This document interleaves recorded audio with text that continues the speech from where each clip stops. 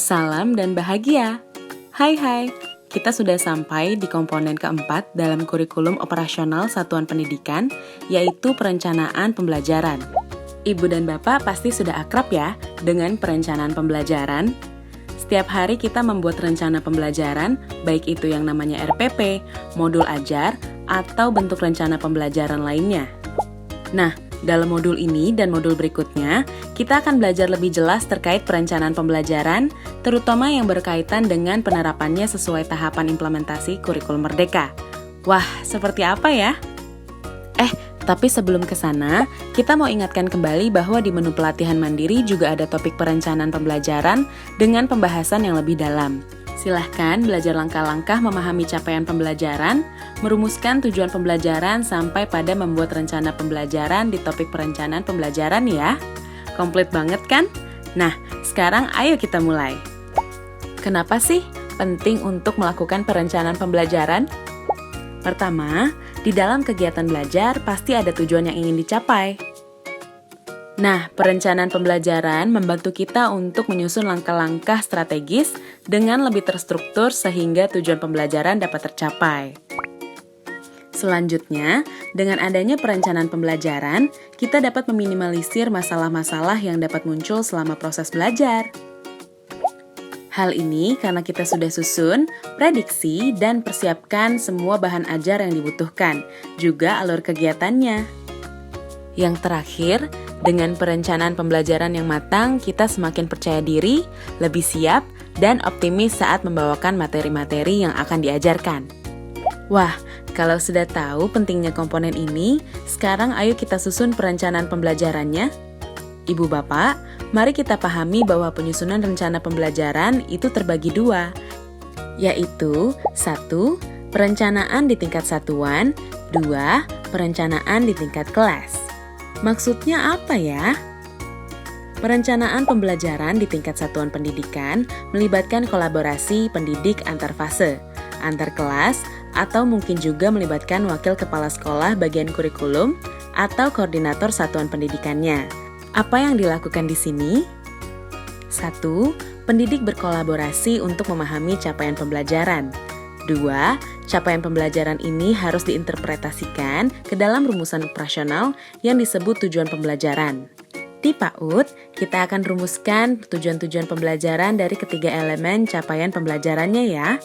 3. Tujuan-tujuan pembelajaran yang sudah dirumuskan akan disusun dalam satu alur yang logis dengan mempertimbangkan tahap perkembangan anak. Alur ini disebut alur tujuan pembelajaran. Ibu dan Bapak, sampai di tahapan ini, perencanaan pembelajaran di tingkat satuan selesai. Tapi langkah kita belum berhenti. Saatnya merancang pembelajaran di tingkat kelas, yaitu merancang modul ajar, RPP, atau bentuk rancangan pembelajaran lainnya. Mari kita lihat ilustrasi ini. Satuan PAUD Mawar Merah sudah memetakan tujuan pembelajaran untuk semester 1. Terdapat 2 tujuan pembelajaran yang menjadi fokus di bulan Juli. Untuk mencapai 2 tujuan pembelajaran ini, pendidik menggunakan pendekatan tematik agar pembelajaran menjadi kontekstual dan dekat dengan peserta didik. Kemudian, disusunlah jumlah pertemuan, jenis aktivitas, bahan ajar, hingga teknik asesmennya. Akhirnya, PAUD Mawar Merah menetapkan 14 pertemuan untuk mencapai tujuan pembelajaran yang ditetapkan.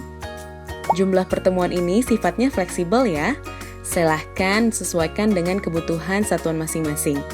Guru kelas mempunyai kewenangan untuk mengatur sendiri perencanaan pembelajarannya. Jika ada perubahan pun, guru boleh untuk menyesuaikan rencana pembelajarannya sesuai dengan perubahan yang ada.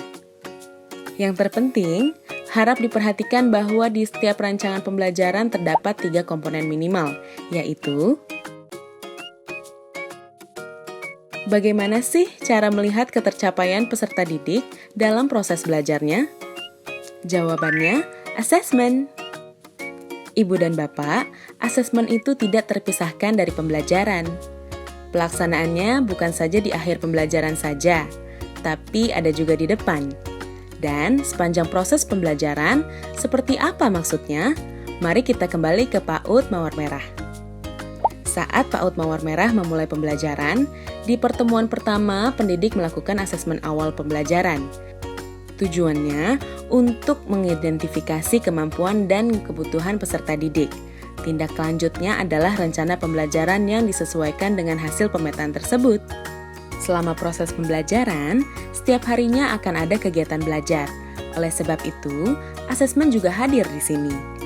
Asesmen ini dinamakan asesmen formatif. Fungsinya adalah sebagai umpan balik bagi guru untuk meningkatkan kualitas perencanaan pembelajaran selanjutnya. Pendidik di PAUD Mawar Merah menetapkan 3 pertemuan terakhir menjadi pertemuan untuk proses asesmen sumatif. Asesmen ini bertujuan melihat ketercapaian peserta didik sesuai tujuan pembelajaran yang dituju dalam jangka waktu tertentu. Begitu asesmen sumatif selesai dilakukan, maka pendidik dapat kembali merancang rencana pembelajaran berikutnya sesuai tujuan pembelajaran yang sudah dipetakan dan kembali melakukan proses pembelajaran dari awal. Siklus pembelajaran ini akan terus berulang hingga tahun ajaran berakhir. Ibu dan Bapak, perencanaan pembelajaran itu sifatnya dinamis. Di dalam perjalanannya, kita harus terus mengevaluasi rencana pembelajaran yang sebelumnya, sehingga terjadi perbaikan dan penyesuaian terhadap keadaan dan kebutuhan yang berubah-ubah. Dengan demikian, pembelajaran menjadi kontekstual dan bermakna. Kalau Ibu dan Bapak sendiri, biasanya bagaimana sih prosesnya untuk melakukan perencanaan pembelajaran? Jangan berhenti belajar ya! Yuk kita selami lebih jauh tentang komponen 4 ini di video-video selanjutnya.